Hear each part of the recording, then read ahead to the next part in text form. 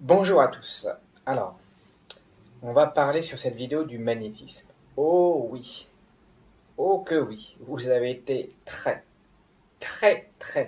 nombreux à m'avoir parlé du magnétisme.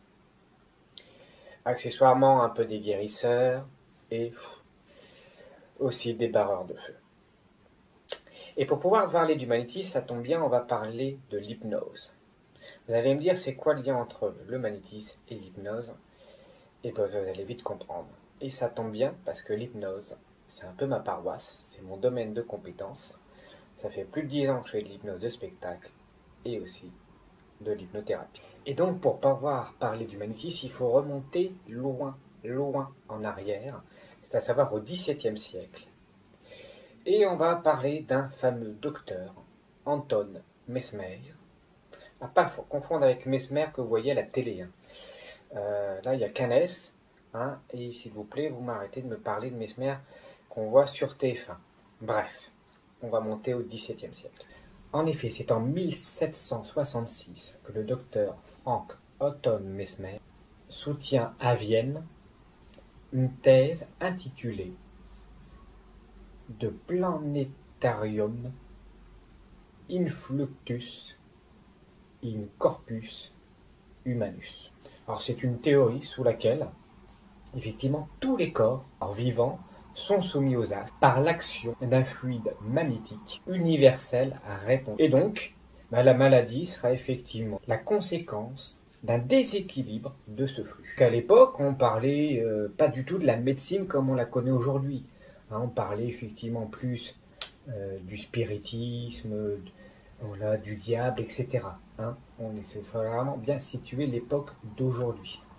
De l'époque. Et donc Mesmer est convié effectivement à donner sa théorie à l'Académie des sciences de Munich. Et puis entre guillemets, Mesmer il est là par rapport à un certain abbé qui fait donc un exorcisme.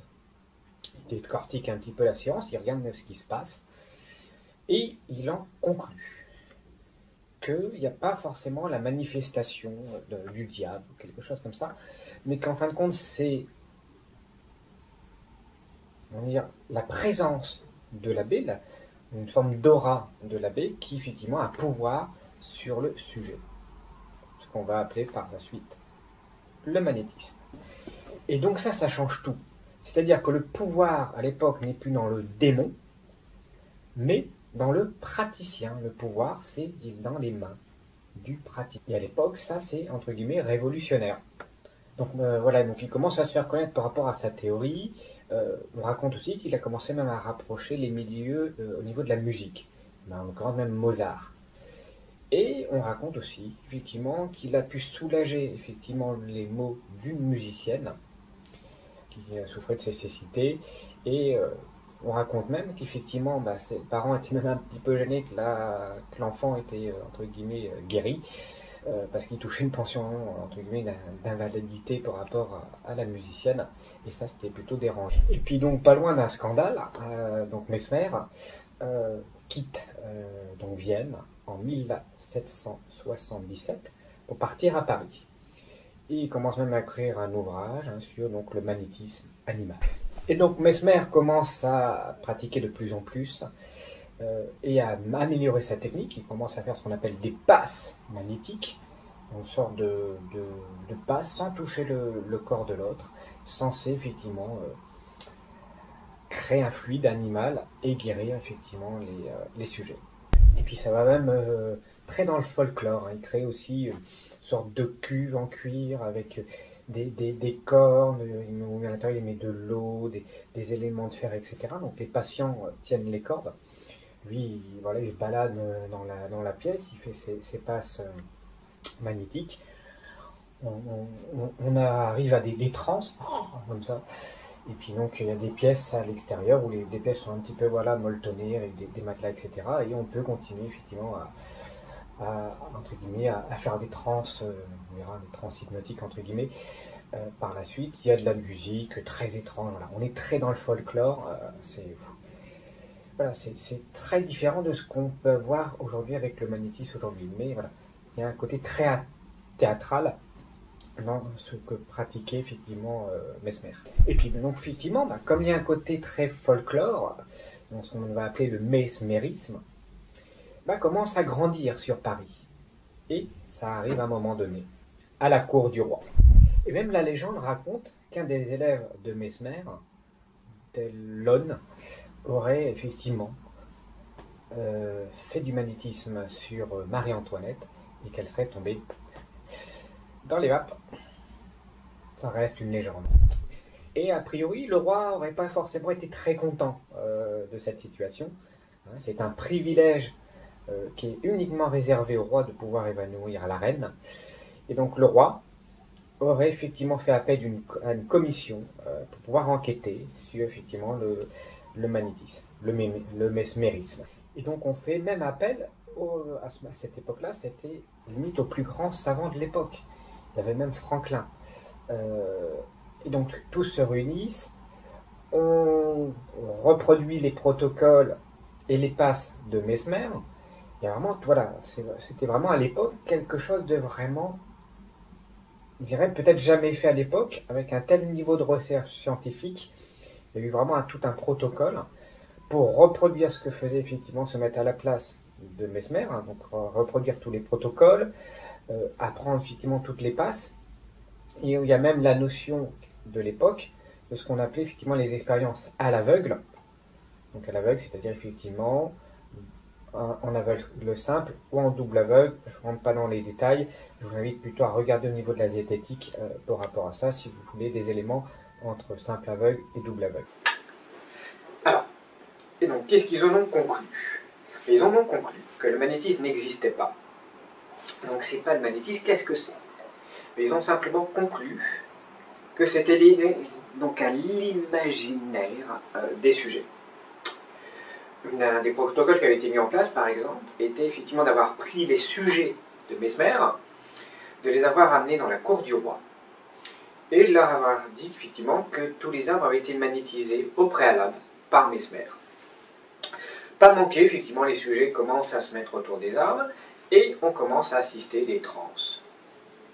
Très impressionnantes. Par contre, ce que n'avaient pas effectivement oublié de préciser les scientifiques, c'est que Mesmer n'avait absolument pas du tout magnétisé les arbres, il ne s'était absolument rien passé, mais pourtant il y avait effectivement des trans qui s'étaient produits au niveau des sujets. Donc, s'il n'y avait pas effectivement de magnétisme à ce moment-là, quelle était forcément la conclusion? C'est qu'il y avait autre chose, et ça a été donc un des éléments concluants, que c'était donc lié à l'imagination des sujets. Pas manqué, le magnétisme a été interdit en France. Alors, ça fait un petit peu pub au départ sur Mesmer, mais à un moment donné, comme ça a tellement été interdit, il a dû partir de la France. Il a fini sa vie en Suisse allemande, où il en est mort et oublié de tous.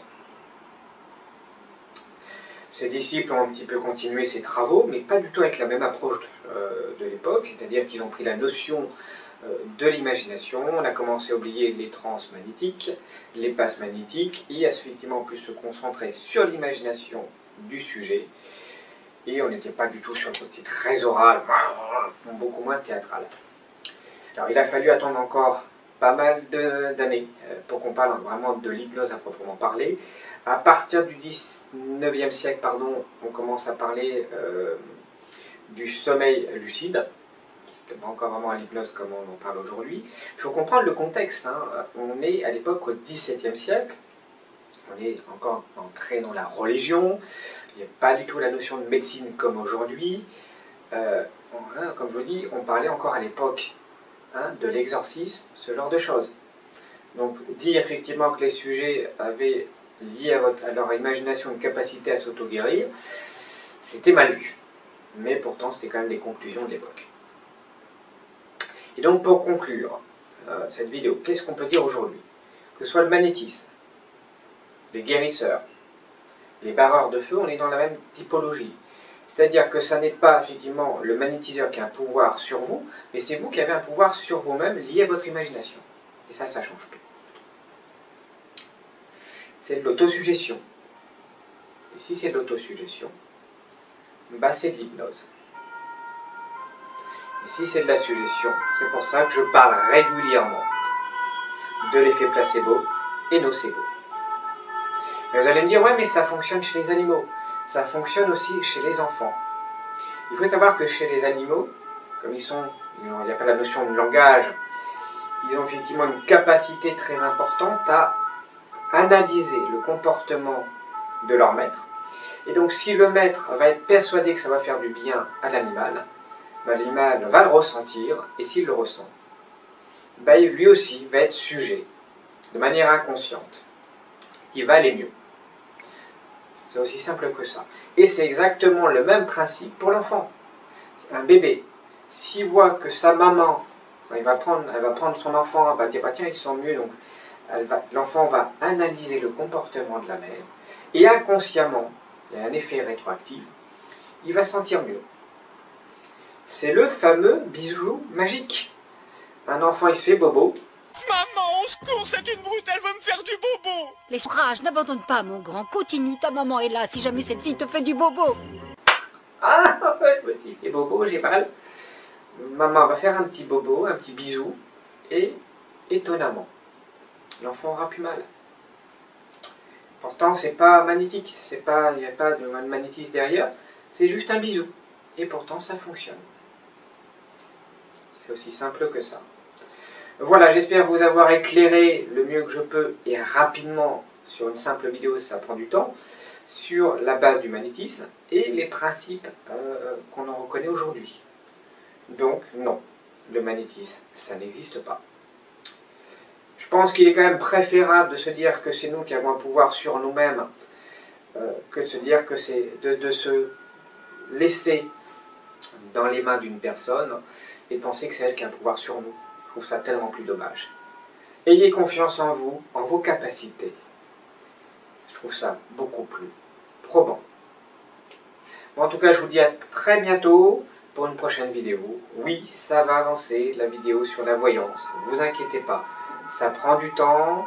Moi, je ne suis pas youtubeur, je suis magicien à la base et je fais de l'hypnothérapie. Donc je prends du temps pour essayer de vous faire des vidéos de qualité. J'espère que vous les appréciez. Je vous invite, si vous avez aimé, à mettre un petit pouce, ça fait toujours plaisir. À partager pour qu'on soit de plus en plus nombreux. Et que demain, on puisse faire évoluer tout ça. Moi, c'est vraiment mon but aujourd'hui. Allez, salut, bye bye.